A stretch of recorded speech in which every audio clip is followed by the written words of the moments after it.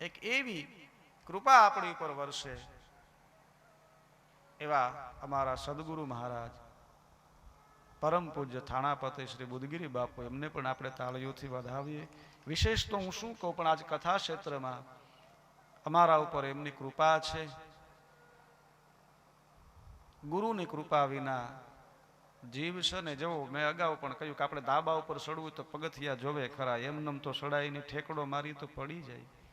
હા, પણ પગથિયા ચડો ને તો ધાબા ઉપર આપણે ચડી શકીએ. કોઈ પણ એ મહાદેવ મળે, પણ ક્યારે મળે? સદગુરુની કૃપા થાય ત્યારે મળે, સંતોની કૃપા થાય તો મળે. અમારા ઉપર જેની કૃપા છે એવા અમારા સદગુરુ બુદ્ધગીરી બાપુ, એને જોરદાર તાળીઓથી વધાવીએ. અને સાથે જ અમારે સમઢિયાળા અને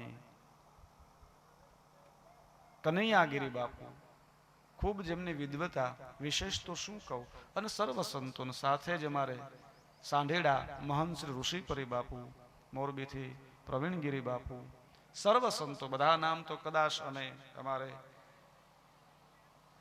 અખાડાના પૂજારી દત્ત ભગવાન મંદિરના પૂજારી સુરેશગીરી બાપુ, સંત કૃપાએ શિવ રે રીજે સદગુરુ આધાર. સંત કૃપાએ શિવ રે રીજે સદગુરુ આધાર. સંત કૃપાએ શિવ રે રીજે સદગુરુ આધાર. સંત કૃપાએ શિવ રે રીજે સદગુરુ આધાર. પામર ને પંડિત બનાવે, પામર ને પંડિત બનાવે, ઉતારે ભવ પાર ભોલાને ભાવથી ભજે.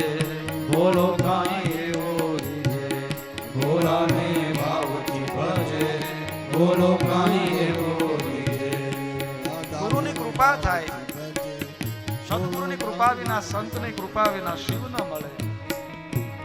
એવા પરમ પૂજ્ય ગુરુદેવ બુદ્ધગીરી બાપુ, સાથે